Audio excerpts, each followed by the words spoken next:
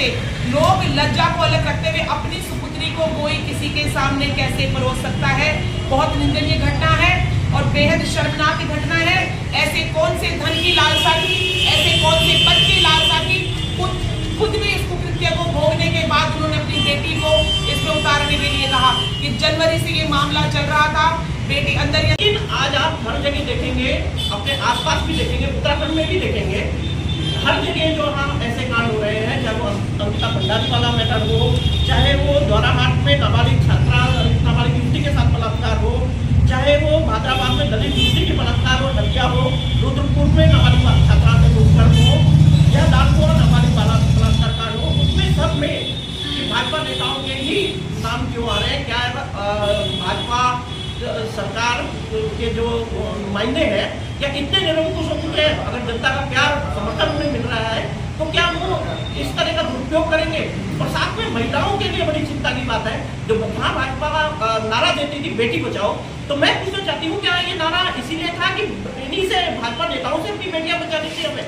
ये बहुत ही शर्मनाक विषय है और इस विषय पर आप के साथ बात करने का उद्देश्य भी यही है कि समाज में ये चर्चा का विषय बने, लोग ये सोचने में मजबूर हो कि हमें आखिर करना क्या है।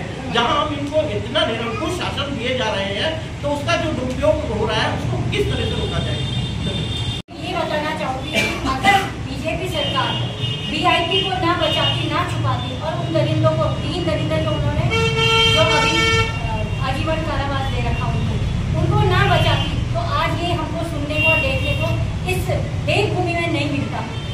अगर बीजेपी सरकार उनको बचा रही है तो क्या कर रही है? ये महिलाओं, ये ऐसी महिलाओं को पाल रही है कि जो अपनी बेटी को ही हर किसी को परोस रही है। तो हमारे एक पूरे प्रदेश के लिए जागरूक होने की जरूरत है, क्योंकि अगर इनके प्रोग्राम में अगर कोई भी बेटी बहू जाती है तो उनके साथ क्या होगा? ये ऐसी कुकृत्य करेंगे और देश को तार तार कर देंगे, देवभूमि को तार तार कर देंगे। मैं तो ऐसी सरकार से मतलब नफरत करते हैं हम, ऐसी सरकार के लिए ऐसे कुकृत्य करने वालों को अपने को पनाह देते हैं और ना उनको सजा देते हैं और ना उनको अपने ही बगल में बिठा के।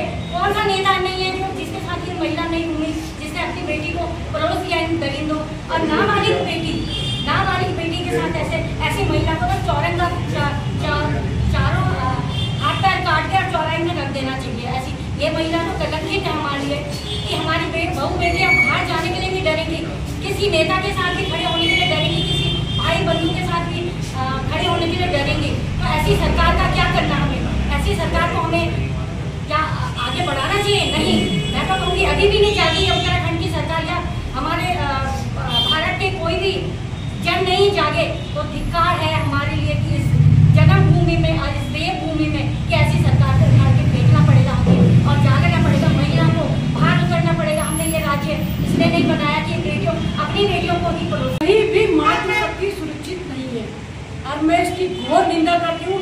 वो माँ के नाम पे कलंक है और ऐसी शायद मुझे लगता है उत्तराखंड में पहली घटना ऐसी होगी जिस माँ ने अपनी बेटी को, भी नाबालिग बेटी को, और सरकार इसको क्या सजा देगी? मुझे तो लगता है कि भाजपा की सरकार को बड़ी से बड़ी सजा देगी, क्योंकि अंकिता भंडारी कांड में उन्होंने सजा दी थी तो इसको क्या सजा देगी? ये तो सब गिले मिलेंगे, या ऊपर से लेके आओ, नीचे से लेके आओ, समाज हो। अभी आपने मुनीकेती में परसों देखा होगा महिला को कि कैसे उसके कपड़े नशे की हालत में डंडा लेके मुनीकेती का ये परसों मैंने वीडियो देखा।